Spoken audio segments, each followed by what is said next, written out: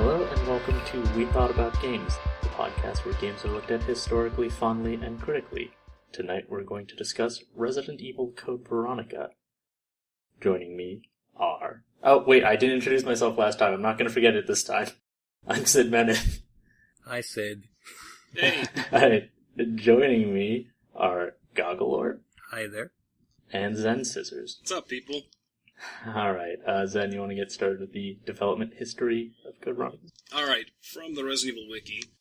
Resident Evil Code Veronica was in development from 1998 to 2000, with work continuing on for another year to release the complete version. It started development as Biohazard 3, or Resident Evil 3, and initially featured Jill Valentine as the protagonist in conceptual stages. However, things were changed when Sony wanted a last-numbered Resident Evil game on the PlayStation. This resulted in Resident Evil 3 being named to Code Veronica, and Resident Evil Gaiden, a spin-off featuring Hunk on a cruise ship, not to be confused with the Game Boy Color title, was renamed to Resident Evil 3 Nemesis, starring Jill instead of Hunk. The game itself was officially announced by Yoshiki Okamoto at the New Challenge Conference in October that year. The announcement teaser demonstrated the new camera system in 3D environments. A playable demo was featured in fall 1999's Tokyo Game Show. And that's it for Code Veronica. Next up is a section on Code Veronica X. Basically the version that's kind of the definitive version now. So, there's two versions. Yeah, the one that came out a year after the original release was called Biohazard Complete Edition, or Resident Evil Complete Edition.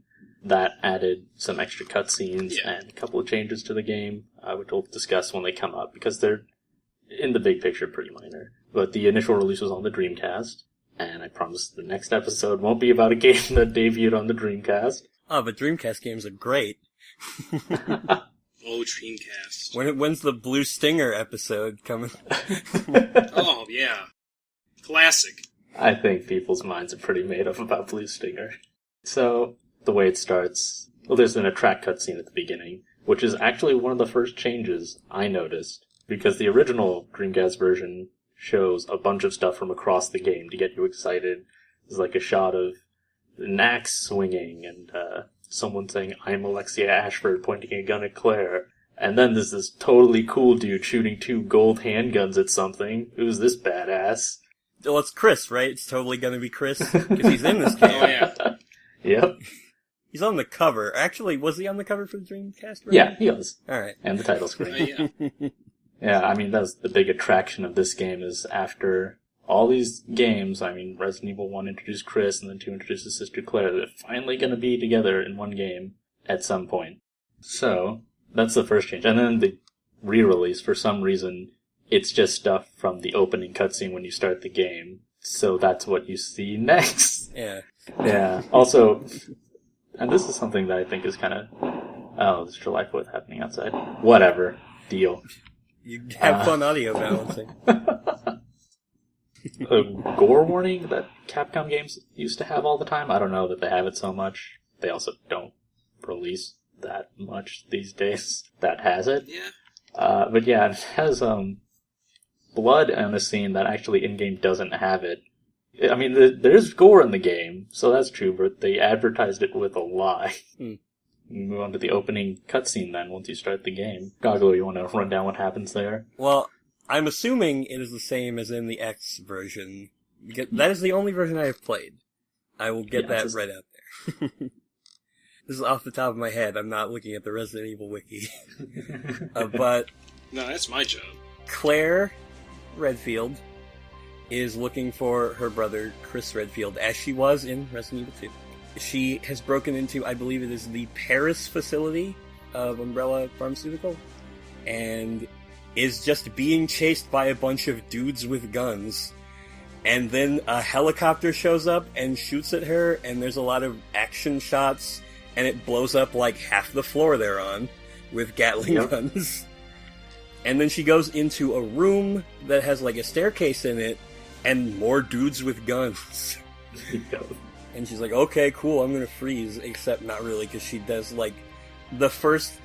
I would call it the first goofy as shit thing in a Resident Evil game, where she drops the gun and then dives down faster than gravity and, like, grabs the gun, shoots a tank of flammable gas of some sort behind the guys and kills like a dozen non-zombie people.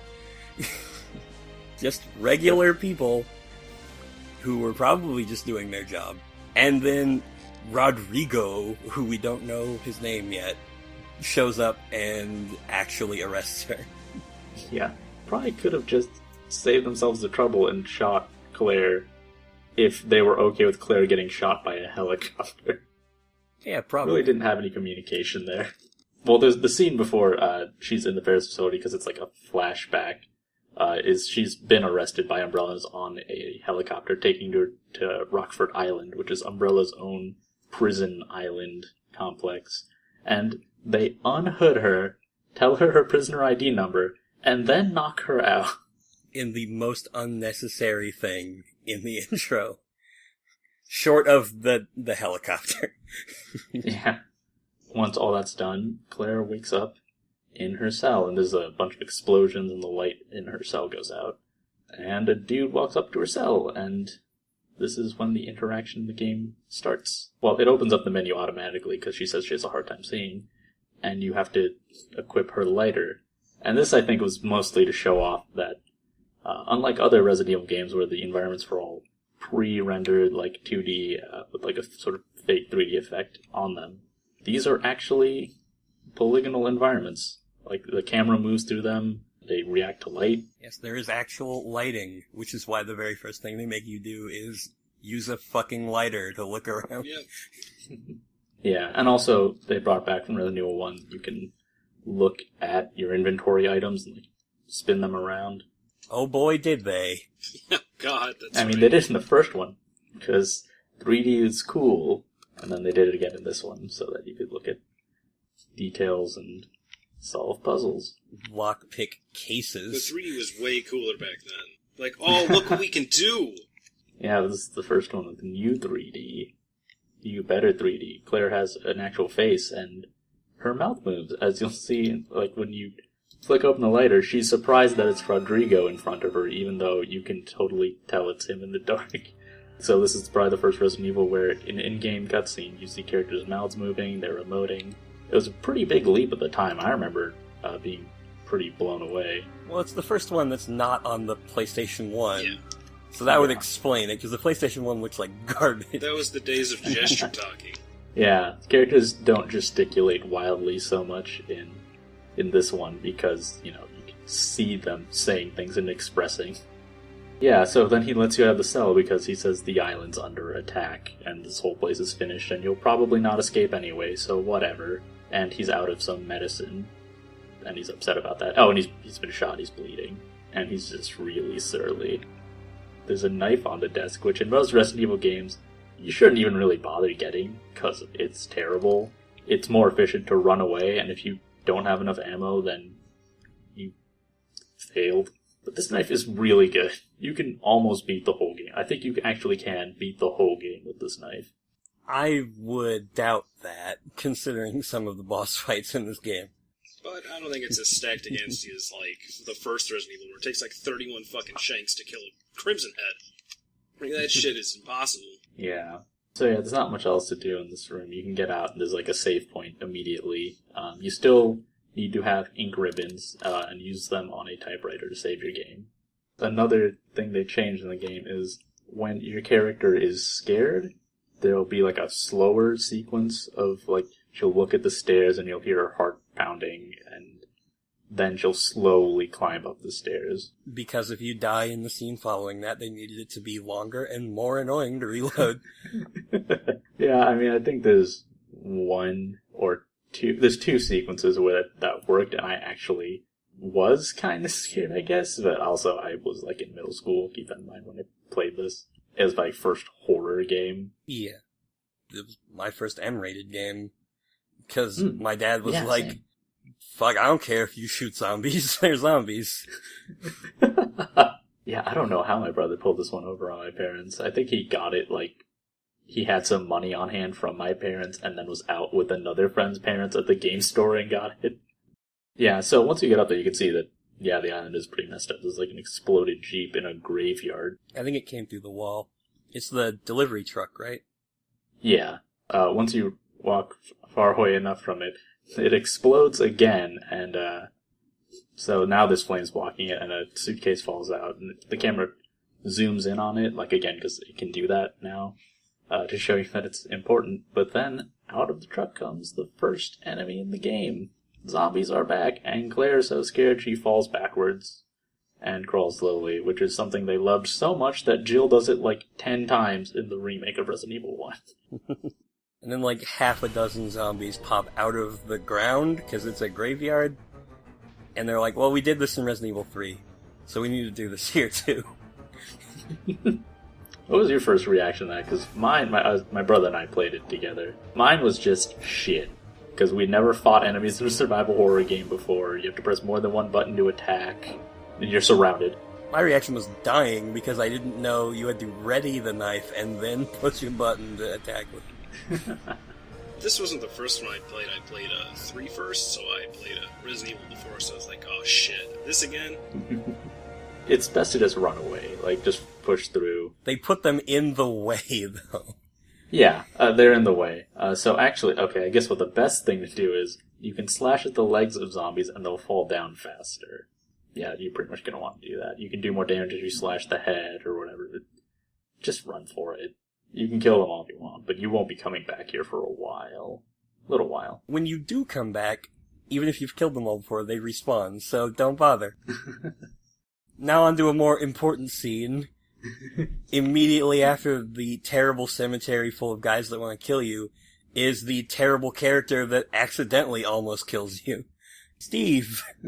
Oh boy. Yep. Steve Burnside is very Canadian. Very dorky. He sounds like a Rocket Power character. He really fucking does. Claire's voice actor, she's fine. She's same person from Resident Evil 2. She does a better job. Like, she sounds more like a human being. But, yeah, Steve, he says he's sorry. He's really sorry all the time. And his reaction to hearing Claire's name is, Claire. Nice. Because we need to hate him immediately. Not even, 5 minutes, just right away. Also, he says that Claire will slow him down and stuff, so... Fuck Steve, basically. It'll be a little bit before you see him again. At this point, you have pretty much only one way to go. Like, they're still kind of corralling you. Because this game doesn't really lead you to a hub very early. Like, Resident Evil 1, you start in the hallway of the mansion. 2, you get to the police station. It's your first destination. The prison area is pretty linear. Yeah. Yeah. Also, you almost immediately get another weapon, the M100P, which is double handguns, which I assume you get this early because they want to show off aiming in 2 directions at once. A thing that will come up rarely. Very rarely. Yeah. Also, it has a percentage for your ammo instead of how many bullets you have left. You can't reload it ever. It was done in Resident Evil 3 as well. Yeah. Fair enough. So, I mean, your first goal then is to find a way to get that suitcase. So you find a fire extinguisher. But when you use it, if this is your first survival horror game, this probably won't strike you as strange, but if you played other Resident Evil games, you'll still have it in your inventory, it's just empty. So if you're savvy enough, try to find a way to hold on to it, or you'll regret it later. Though you might not regret it too much. Yeah, it's not like a major story or anything, it's just an extra weapon. It's an extra weapon that in most other Resident Evil games would be key, but in this game is actually totally skippable. Yeah, one thing you'll notice too is if you search around, spots with dead bodies, like actually the body where Claire found the handgun, you can't see it, but she'll see some handgun bullets there. There's a lot of ammo sitting around. Though that's another thing that they have done in old games as well, is items that are not visible even slightly, but if you check them. So, I mean, if you're diligent about doing that, then I'm just going to go ahead and say play this game on normal for the most part, because easy reduces the enemy's health, which is fine, but also you get double or triple the ammo with each pickup. Even if you don't find the hidden ammo, it's a lot. It'll make some weapons seem pointless because you'll have so much ammo for more powerful ones. Though if you are playing most versions of this game that were released in North America, you will not have the option of easy mode anyway, so... You use a fire extinguisher, you get the briefcase, but you can't just look at the briefcase or use it. You have to rotate it in your inventory to find the cache to press to open it. 3D! It's going to get even more 3D because you need to 3D print the material inside, which is a document that talks about how it's a revolutionary metal and can't be detected by metal detectors, which you need to go through to get to a key you need to open the gate out of the prison. But you can't take it through the metal detectors, and Claire, for some reason, feels bad about, throwing her metal stuff through the metal detector and then turning off the alarm because there's no guards there. So you have to use this revolutionary metal to 3D print a copy of a key. Gotta be considerate. On the way there, it introduces another enemy. You'll see like a cutscene of a zombie getting dragged like underneath the building. And when you come back, something busts out from under the building. It's the zombie dogs. They're back. Of course they're Hey, back. Cerberus. They're a bit more resilient in this game than other games. Yeah, also, if, like me and my brother, you didn't realize that you can aim straight to hit them when they're running at you, then it's much harder because you wish for them to run right up to you, at which point that's when they can jump at you and attack. The music when the body gets dragged under the grate into the building is pretty creepy. I always try to run to the next area as fast as I can before it gets too far in. Like, the music in this game is kind of weirdly operatic, but sometimes it is actually just like focused on being scary. This specific song especially. So the next section, after a lengthy run out through the, like a bridge that connects the prison to the rest of the facility and some box pushing, whatever. That's in every Resident Evil game.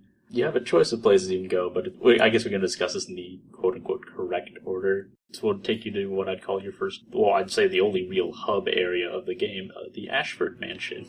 I think it may actually be referred to as the Palace, Yeah. which is a crappy name for what it is. I mean, the track that plays in it is called Palace of Insanity. It's weird that that's the palace when there is a castle later. Yeah. At this point, I guess we can discuss things in more general terms. So what do you think of the palace area? I think it looks like shit, but that's my modern eyes, having played this game about a month ago. I mean, it is kind of run down. It's weird because the island was attacked, but the palace actually just looks like it has been maintained, which I feel like comes up later because there's documents by Alfred's workers or by Alfred, who's the owner of the mansion, who we'll meet soon. Pretty much either they have terrible jobs that lead to their death, or they do a good job and then they get killed for doing a good job. Yeah. But if you go upstairs, there's a save room, and this is where you hear the best piece of music in the game. Yeah, it's the save room theme. That's kind of like a consistent thing. There's like a door here with a gun indent in it that you can't open. For a while, you won't be opening this door for a bit. And for really only one reason. Yeah. Because the guns that you need to open this door are in a room you can get to, and you can get them, sort of. Yeah. Mm-hmm. You need two people to get them. But, I mean, if you try to get them out of the room they're in... The door locks behind you because a shelf moves in front of it, and then the room starts to heat up for no reason. I guess it's like a microwave hallway from Metal Gear Solid 4. If you have common sense, you will put them back and it will reset. It's a little more believable than like Resident Evil 1. It has a complicated knight on a track with a shredder blade on it. Oh, yeah, I remember. That was the first thing that killed me when I played that game the first time. There's still an item you need to move forward. But if you try to leave... Then the alarm will go off that you heard when you tried to take the Lugers. And also, you will hear a really loud scream. Boy, do you. A really loud Canadian scream. Claire rightfully identifies it as Steve, and you can go back. If you can check the monitor in the room where the Lugers were, and look who's taken the Lugers and hasn't thought to put them back. It's Steve. Oh, Steve. And it is captioned with the ever so predictive line, Steve is suffering. Because, yes, he is. He's always suffering. So you have to solve like some puzzle to let him out, and depending on how long you take to do it, actually affects your rank, which is awful because I mean he looks really like on the edge of dying the longer you wait. But yeah, you let him out, and then he won't give you the guns because he says, "I found them and I'm keeping them. I'll trade you for something fully automatic." I do like Claire's reaction though when she sees the gun. She just goes, "Ooh, I need those."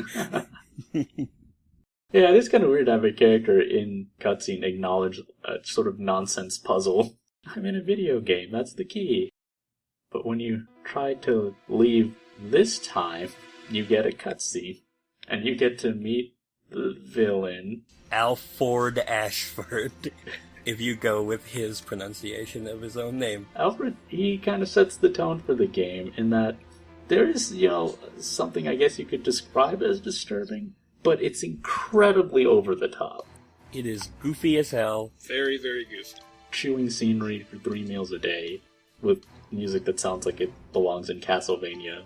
He talks with a voice that we can't really describe accurately in this pocket. It is very effeminate and also very fake British. Yeah. If you among your friends tries to make fun of some British high society stereotype, imagine that, but actually more. Good old Alfred Ashford. Yeah, and he describes his family as being among the world's first and finest. The world's caveman family, the Ashfords. But he does drop that one of his family members was a founding member of Umbrella. Edward, his grandfather. Who is probably one of the few members of Umbrella to have ever worked there to have died of natural causes. Yeah, it's fucking unheard of, basically. Yep. Yeah, they got the sign that says, 0 days since last mutation. Well, they don't keep that up too long. He finally just decides to leave because he can't get a clear shot on Claire because he's decided he's going to set all kinds of evil traps. Ooh. I think it's more that he's the worst shot in the universe. Oh god. That too. His aim is fucking legendary in its shittiness. Oh, he has a sniper rifle where the laser sight appears to come out of the scope, so I give him some slack. Yeah, with your fantasy weapon like that.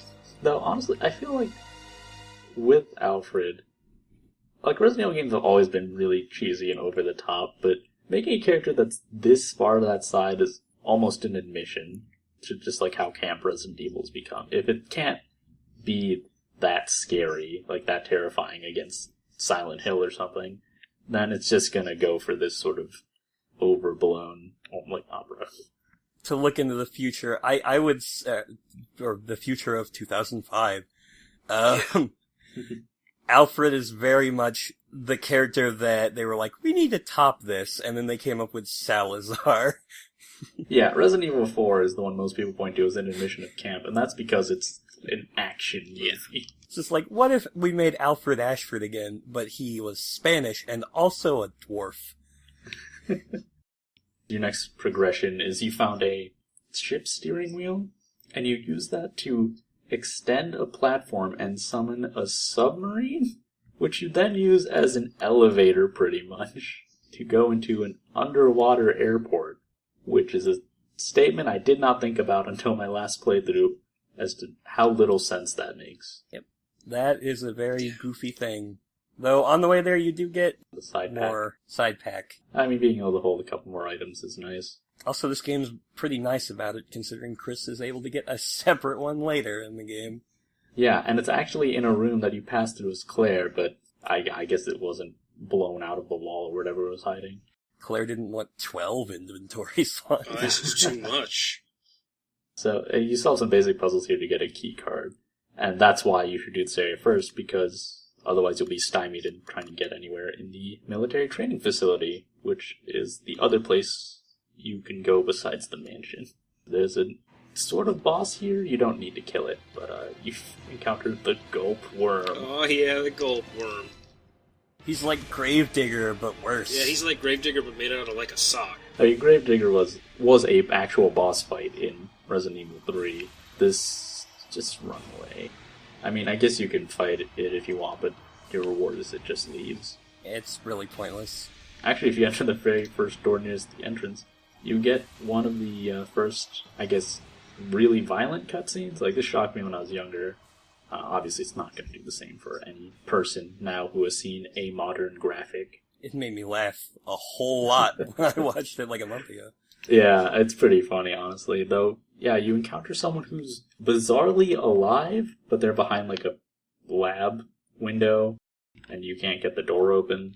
Then a giant hand grabs her head and smashes it into the window.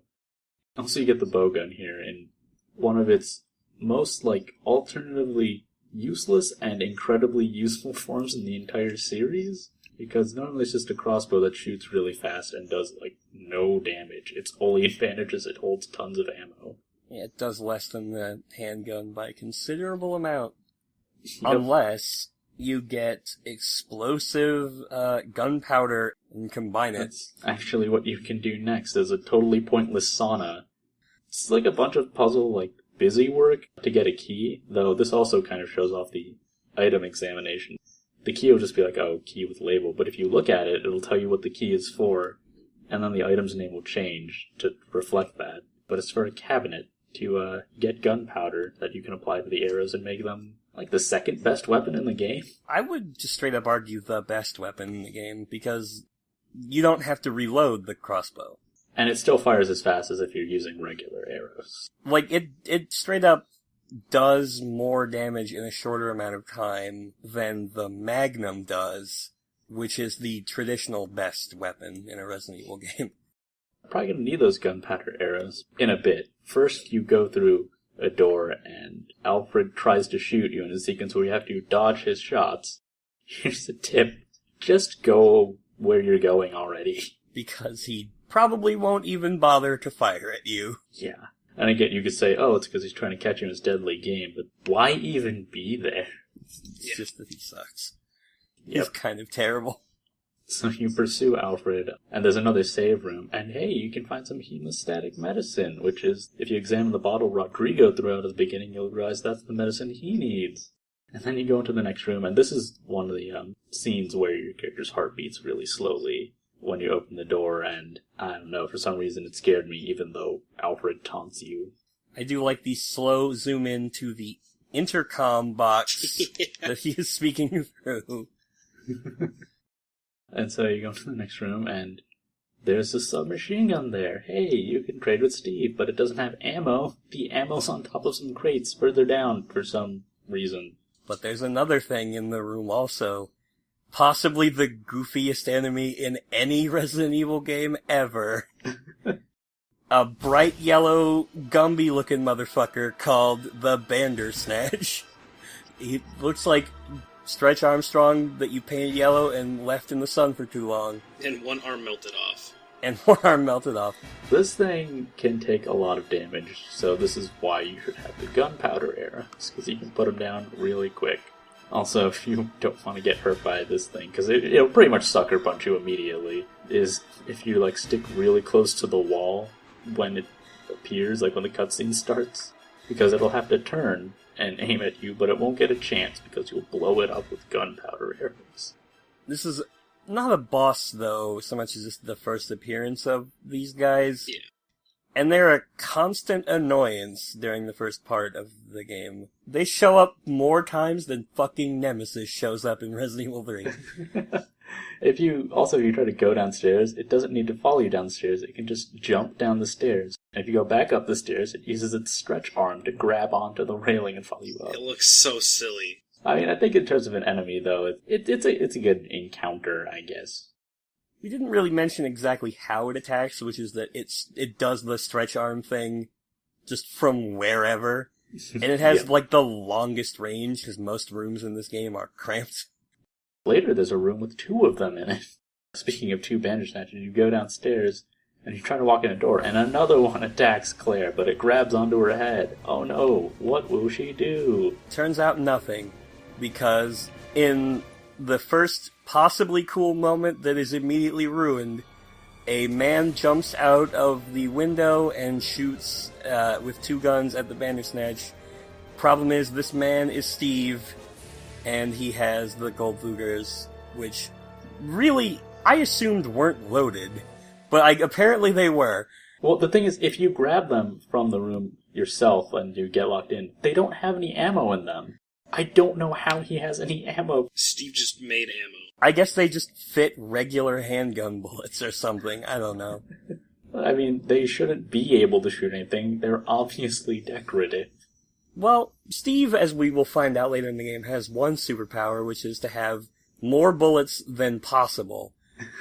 And he wastes the hell out of that superpower. Sure does. But yes, he shoots the Bandersnatch and then is immediately annoying, ruining a possibly cool scene.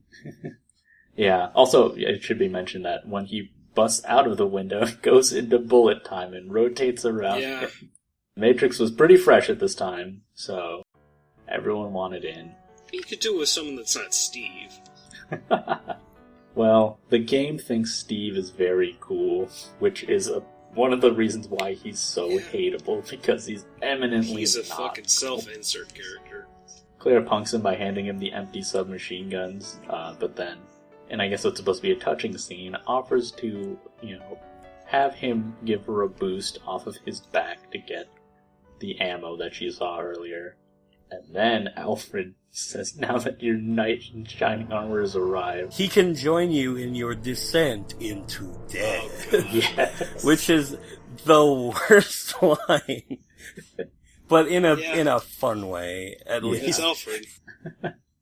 Yeah, and then when you get to the bottom, Steve's like, alright, let's do it. Wait here, Claire. And then you have a section where you play as Steve and find out, well, even when you're playing as him, he's still kind of a dick. Yep. So yeah, you can aim at 2 zombies at the same time with the submachine gun, which is more useful because this section is balanced by the submachine gun being really good, and you only having to use it on zombies. Also, if you try to pick up any of the things that are in this room, because you'll need to come back through again as Claire later, Steve will comment, that doesn't work with this gun, and then, fucking not pick it up and leave. Also, if you want to be an extra douche, if you're down to 1 enemy, I guess we should mention also that the way the aiming system works is you press the ready weapon button and your character will automatically aim at an enemy, usually the nearest one. But you can press another button to change which enemy you're targeting, which sometimes might be more useful. If you press that button as Steve when there's 1 enemy remaining, he'll cross his arms and fire both of his submachine guns gangster style, sort of. And then, depending on how you cleared that section, Steve has different dialogue. But most likely you will have shot all the enemies with this gun that you just got, because it's fun. And Steve will go, alright, this area is now clean. It's dirty work. In the douchiest way possible. Yeah. Oh, and there's a scene we forgot to mention in the prison, which is actually important, where you find Steve on a computer, and Umbrella was tracking Claire's brother, Chris. So Claire contacts Leon from Resident Evil 2, who she's still in touch with, to get in touch with Chris, and gives Chris the coordinates to the island. And Steve, for some reason, doesn't believe that Chris will come. Doesn't think that you can depend on anyone to come help you. You have to do it yourself. And then in this cutscene, in the sewer, he says that his submachine guns are more trustworthy than anyone, which Claire finds rightfully really weird and tries to ask him what happened and why he's on the island. And he just tells her to shut up and shoots his gun at a wall for 30 seconds. Yeah, he wastes most of his bullets. It will not be the last time that he will do this. Yeah, in fact, he's about to waste the rest of it in the next cutscene. Steve and Claire are running along a walkway and it collapses. Steve is fine, Claire gets caught under some rubble, and then a zombie appears and is heading right for them. Steve, shoot him. Why won't you shoot him? And then the zombie turns towards Claire for some reason. And when it almost attacks Claire, you get the reason why Steve didn't want to shoot the zombie. He delivers the line, Father! And he fires every last bullet that he has in the submachine gun with his eyes closed. Yeah. Good thing he was pointed in the right direction. And just keeps firing even though there are no more bullets left eventually. Yeah, also he telekinetically lifts his dad off of Claire with the bullets and pushes him to the side. That doesn't really make any sense. Steve's a gun wizard, he just is crap, is the problem. And then, first he cries about it for a second, says father some more. And then he explains to Claire what happened. Which is that his dad was also incompetent. He tried to steal secrets from Umbrella, and they caught him, because he sucked at it. And they sent him here, and he died. For some reason they killed his mom right away, and then they sent the two. Yeah, I guess Umbrella's got a great track record with women. With anything.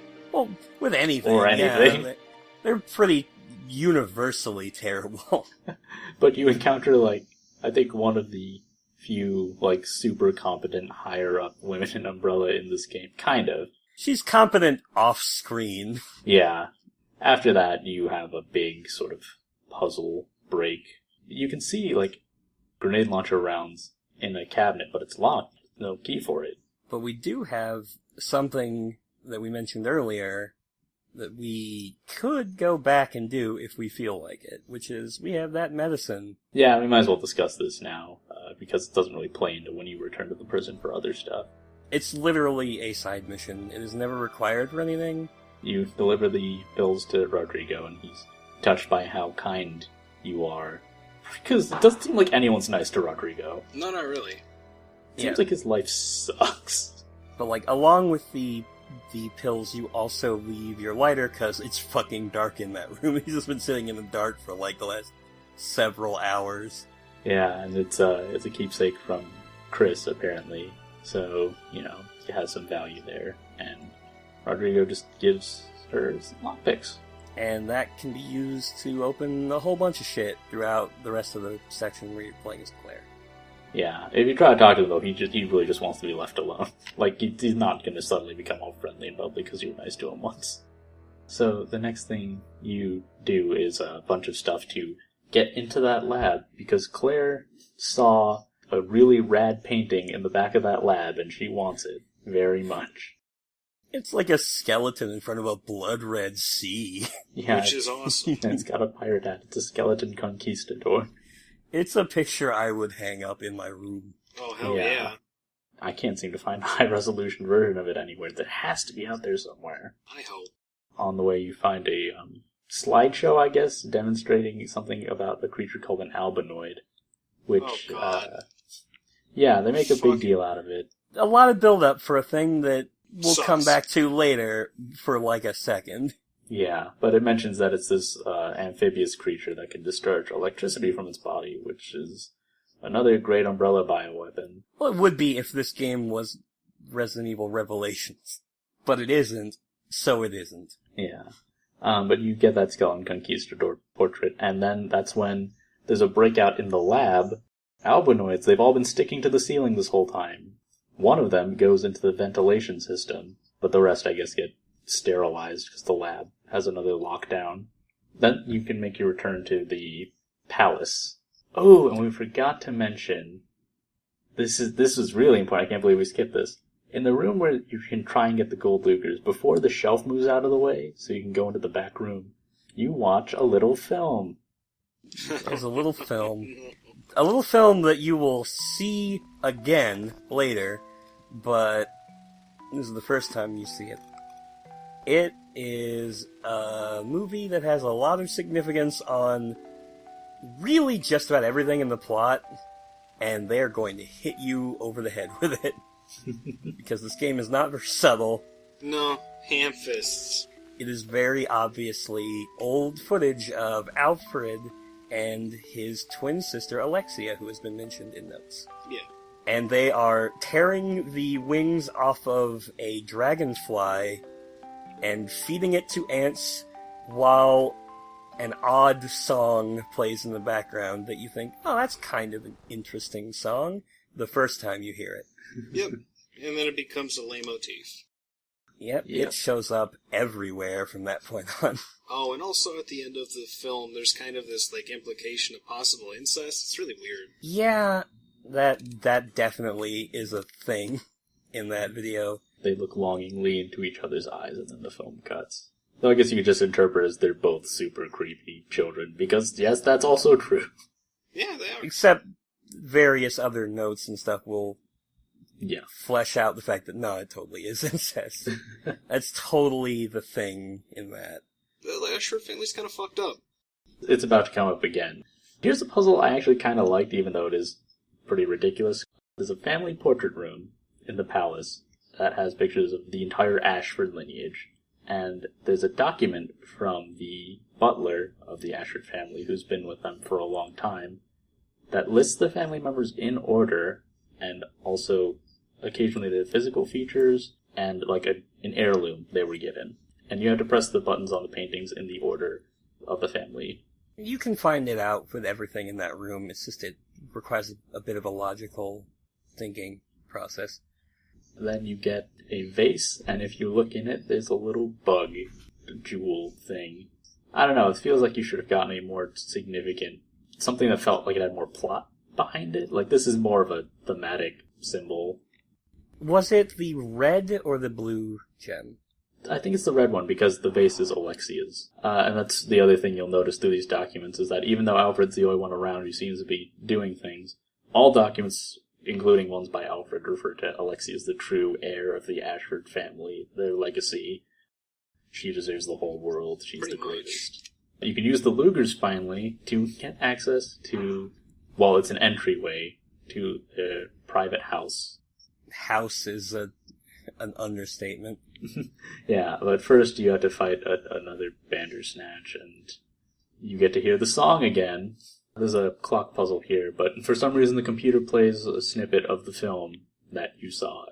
Literally no reason for it to be there. It's just to reinforce, hey, don't forget this, because it's the everything in this game. Yeah, hey, do you get the symbolism yet? If you didn't, also the clock, when you finish the puzzle, shows cutouts of Alfred and Alexia, and they kiss, and then they go away. Yep. Yep.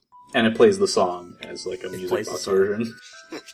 There's like 7 different versions of that fucking song. Yeah, I think it only repeats like once, the different versions of the song. There's a lot of them. You hear a woman doing a ridiculous evil laugh, and then this dramatic lightning bolts. This has heartbeat scared room transition to it too, which is, I don't know. I mean, it's a person. As far as you know, they can't be as bad as anything you thought. Suddenly you're gonna ask why you aren't hearing Vampire Killer, though, in the background. Pretty much. It looks like Dracula's castle. Yeah. On the inside and outside, it looks like Dracula's castle. Also, there's 2 more Bandersnatches in the fucking garden outside this castle. The statues in the Guardian area have like a really creepy gothic like design to them. They look like cherubs, but they have a slab cut out, and you have like exposed ribs and stuff. Yeah, it's weird. I think that's pretty effective. And then you go into the house, and there's like a creepy hanging doll with like a slightly detached head and blood around the neck. It's straight, like it seems like it belongs in Silent Hill or something. It's actually kind of legitimately unsettling. Also, it's huge. It's not like a tiny thing. It's more like a statue, really. Yeah. But, like, the stairs wrap around it. It's so big. Yeah, it's the centerpiece. It's like where a chandelier would be in a sensible home. There's a report in here about transporting something left by Hunk, who you may remember from A side mode in Resident Evil 2. Yes, the human unit never killed, though he probably hasn't been called that yet. I don't remember when the first time they used the actual full text for that acronym. Yep. Though, I mean, it's kind of telling that this guy who's just survived so many of Umbrella's fuck-ups leaves a report saying, I don't know about transporting this thing. Go upstairs, and there's another cutscene. You hear Alexia talking to Alfred, and Claire almost gets spotted. You go into the rooms, you don't see them. There's an item on the bed, which when you take it, the bed slams down. There's like a ladder leading upstairs. It's blocked, but this is an execution device. Why is it in the private room of one of the people who is at the head of the family that owns the island? That's a good question. I'm kind of wondering if maybe one of the workers installed it in a sort of sidelong bid to kill Alexia, because if you read reports from workers, like I said earlier, they hate the conditions working there.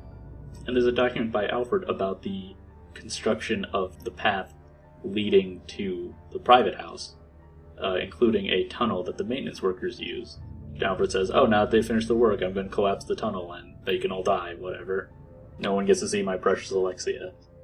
To solve the puzzle with the weird bed trap, though, you need to use that gem you got from the vase puzzle earlier. You can't do the rest yet, though. It does open the music box. Yep. Which plays the fucking song again. Because of course it does. The mechanics behind this puzzle are just are very much, oh, I did a thing. oh, I guess I need to do another thing. There's no logical connection between the music box and the bed or anything, or the gems you put on top of them. So you get an emblem, which matches a gate you saw way back in the prison in the guillotine room. Probably the time you'd head back there and maybe visit Rodrigo and give him the medicine. Though you could have done this at any time. You can do it after this, too. Usually when I do, because it's the most convenient, because you're right there. Also, you can open a shortcut back into the lab area with the metal detectors, and you can take the stuff you got out of there. Including the fire extinguisher. Yeah, you want the fire extinguisher. Also, there's grenade rounds there. They're green. They're called the BOW gas rounds. These are the only ones in the game. Can you explain what these do? I actually don't know. They're kind of weird. If you fire them in a room that's with zombies, all the zombies in the room will fall to the ground at the same time. It doesn't seem to hurt them, but yeah, they fall over. They're supposed to be extra effective on bosses, but all 6 rounds is enough to kill any boss in the game, so I don't know. And then you go into the next section, and this is the one that really scared me as a kid. There's a medical ward with files left by the doctor of the ward, who talks about how he's tortured by fantasies of wanting to torture patients, the sick people in the prison. And so, he admits these fantasies to Alfred, and Alfred builds him a fucking torture dungeon. If you go into a side room, you'll see a body bag wriggle. I wonder what it could be. Could it be a zombie? We've only fought them in every room of this video game so far. It's kind of funny, this section, though, because, I mean, if you're ideally creeped out by this area and unsettled by the body bag, there's a bit of an upswing, because there's a lockpick suitcase, which you can open, which has the upgrade parts of the handgun, which now makes it fire 3-round bursts. Which means you can waste your ammo really fast. It is better, in the very least, because even if you switch it back to single shot, it has more capacity. Yeah, and it shoots a little faster, too, because it has a shoulder stock. Oh, and this is the other scary door sequence thing that bothered me as a kid. Come back in, and ideally you'll be feeling the dread, which kind of undercuts getting the handgun. The miniest of mini-bosses. The doctor, who's feeding on one of the bodies on the table. Then he turns and sees you and comes at you, and then the body on the table also gets up and comes after you. Yeah. It's kind of funny, really. But if you try to use the handgun on this guy, it's probably not going to work out very well, because this doctor is super tough. He is about as tough as a couple of zombies, and he is a fast zombie, one of the few in this game. Yeah, torture made him super. He drops a glass eye out of his pocket, which goes into an anatomy model, and that's what unlocks the torture room. A glass eye, another thing that will show up in the following game. Because, thinking about it, Resident Evil 4 actually takes a lot of things from Code Veronica. Yeah, I mean, it was originally going to be the numbered sequel, but Sony wasn't having that. So now Resident Evil 3, which more people have played, is kind of the canon thing, which doesn't have a lot of story content in it. Yeah, and it started out as Resident Evil Gaiden. Yep. A game that turned out much worse. So you go into this torture room, and it's packed full. It has like every medieval torture device in it. The greatest hits of medieval torture. And there's a table with like a bottle of wine on it in the back and some cushiony seats. And there's a curtain behind it, which I always thought there must be some way to open because the camera focuses on it specifically. But just a background. Yeah. Yep. Go downstairs from this torture room, and there's a room with an Iron Maiden in it, which is probably the only thing you might have considered to be missing from the medieval torture room. And then you have to do something incredibly weird.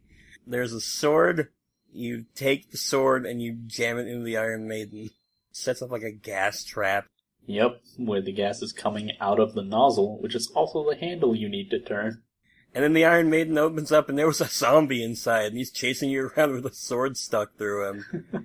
Which is, again, really fucking goofy. Yep. It's just a little silly.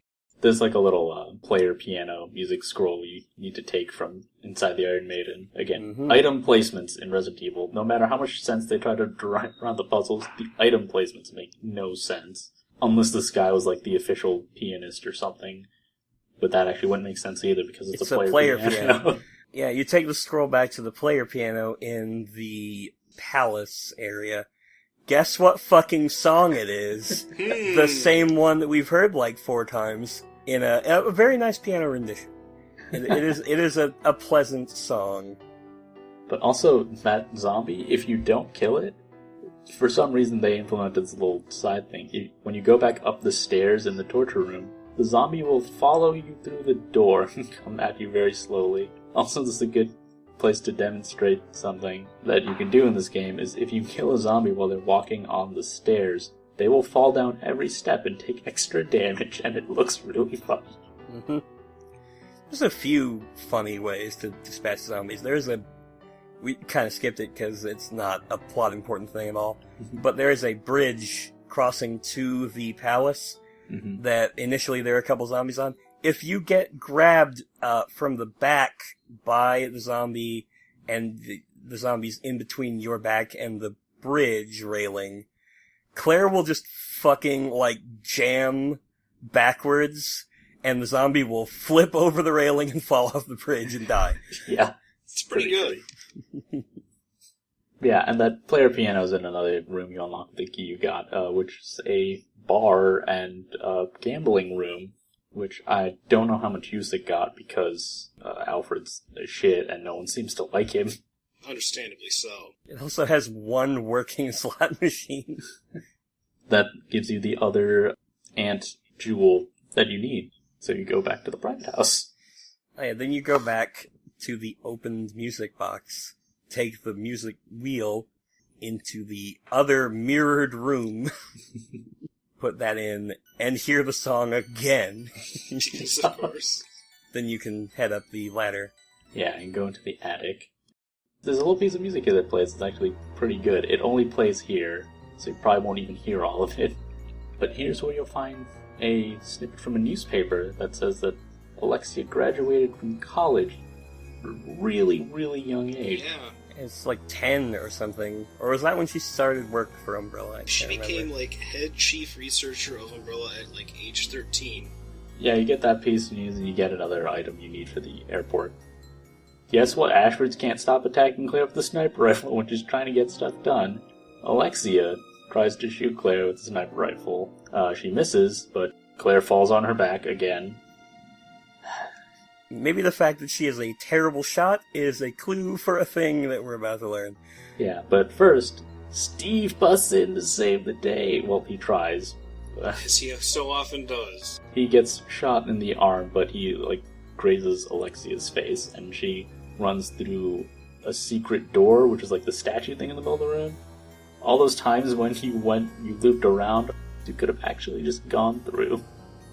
Go in there, and there's a wig on the other music box. The dress has been discarded. Try to look at it, and Alfred jumps out and does, like, sniper rifle kung fu on you. Then he sees his own face in the mirror, and freaks out and runs away. Claire has a revelation. They come to the accurate conclusion that Alfred has been dressing up as his sister, but the inaccurate conclusion that Claire comes to is, there never was an Alexia, was there? Which she should know is wrong, because she's seen the video that proves that Alexia existed at some point. Private documents and stuff by people who would have no reason to carry on this fiction. And then the self-destruct sequence gets activated. Yes, of course. But not before Steve says something even worse than what Claire just said, which is, he's dressing up as a woman? We need to get out of here. Yeah. Which is really fucking transphobic. Also, well, you've been on an island that's been full of zombies and horrible monsters, and that's the tipping point. We need to leave. There's a man in a wig. We need to leave now. I can't do that shit. Get me out of here. Yeah, now you have all the items you need for the airport. There's no countdown yet. You just hear that self-destruct's activated. So you go set it up, but the bridge is in the way, so you can't take off. So you have to solve a bunch of puzzles to lower the bridge. But then you can't go out that way. You have to go out a separate way in the airport. And that's when you see the package that Hunk delivered. a tyrant pops out of a cold sleep containment capsule, and it has a very blank face. It's a very boring tyrant, not too special about it. Oh, except for the fact that you were fighting it not even halfway into the game. Yeah. That is the exciting thing, is that this is traditionally a end-of-game kind of encounter. Technically, Bandersnatches are a type of tyrant. Technically, but they are pretty bad. We skip something important again. I make the outline and I still let him. I just skip over points of the outline. Episode 2. On the return to the palace you made after the goofy sword zombie thing, Wesker shows up. Wesker, the character that you probably thought was dead at the end of Resident Evil 1, because you may have gotten the ending where his head gets cut off by a fucking tyrant. I mean, he's supposed to be dead in every single one. Yeah, and he's here, and he mocks Claire, talks about how much he hates Chris, which also doesn't jive with the Wesker reports, where Chris inadvertently did exactly what Wesker wanted. It's called retcons. He beats the crap out of Claire with superhuman strength, and then he just leaves, and he has glowy red eyes. Yeah, like the fucking Terminator, and he jumps over a wall. Yep. Yeah, I don't like this edition of the game. It doesn't add anything story-wise, and it gives away Wesker's changes and stuff too early. This particular cutscene, there are other cutscenes they add that I think are great. Yeah. This one is really unnecessary. Yeah, it's very needless. Once you go out the back way through the underwater airport, you encounter the tyrant. More stuff explodes behind Claire, knocking her to the ground. God damn it, Claire. Then the tyrant busts through a gate. Hopefully you had a good weapon on you at the time or you're fucked. Pretty much. Luckily, before you take the elevator up out of the airport, there's a item box and typewriter, so, if you were unsure, you won't be set too far back. The tyrant just walks at you slowly and will strike at you, knocking you back. You want to kill him before there's no room left, because then he'll punch you into the flaming wreckage and you'll die instantly. It's like that one fight in Super Metroid. Nothing to it, really. Yeah, you run past him, get back to the airport, and you're ready for takeoff. You made it. As Steve says, Yahoo! Fucking Steve! Then there's a scene, I actually kind of like this. It shows Alfred, open a secret passage and go into a control panel, saying, "Now you'll know what true terror is all about." And you'll notice he used a different voice, because it seems like after he has this identity crisis, he uses a voice in between Alexia's and Alfred's normal voice. I liked it. I think it was a good touch, actually. Then he gets into a Harrier jet and takes off from the island. Something attacks the cargo hold of the transport plane that you've taken off in. Oh, Steve knows how to fly transport planes, by the way. Of course he does. Yeah, this 17-year-old knows how to fly a fucking cargo plane. Except I refuse to believe that he does. I choose to believe that, considering a thing that happens later, that the ship was just on autopilot from the get-go. Something's attacked the back, and tellingly, in the little space in this plane, there's another typewriter and an item box. And now you get to fight the tyrant for real. Knock, it's the tyrant time to fight him. Time for a part that will be reused in Resident Evil 6. Yeah!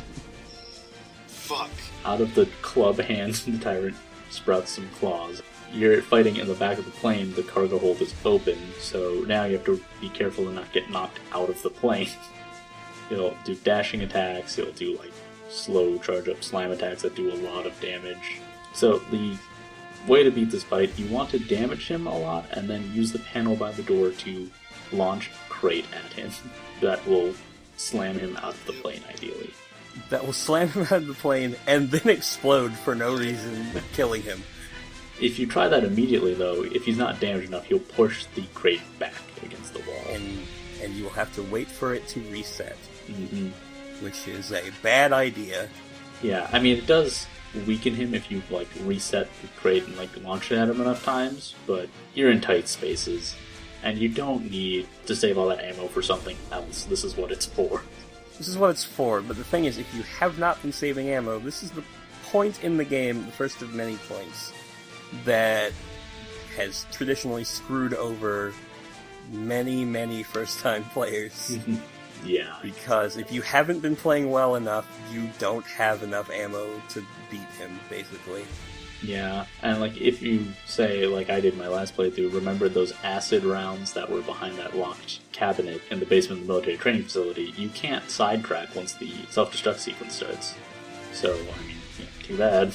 They would have been pretty good against this boss. So you launch it out of the plane and then it explodes in midair.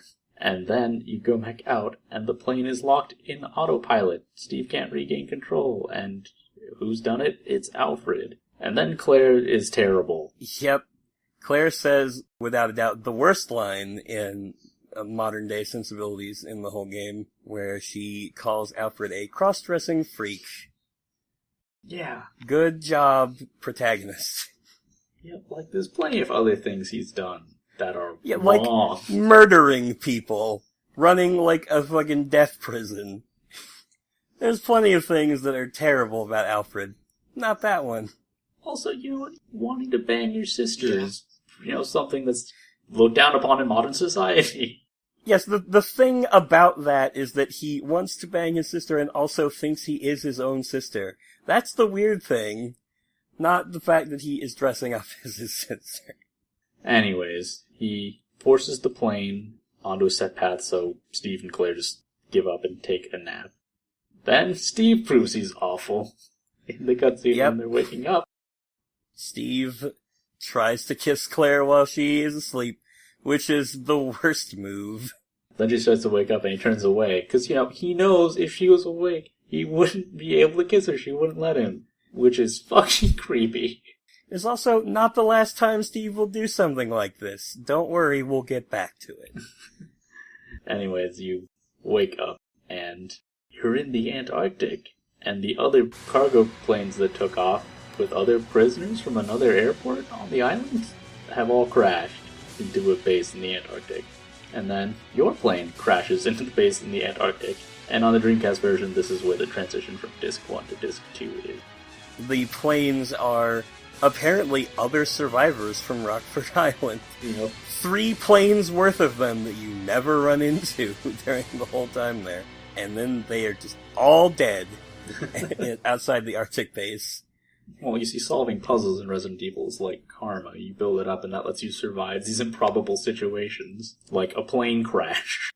Welcome to the hour and 30-minute mark of the podcast, and the second fourth of this game.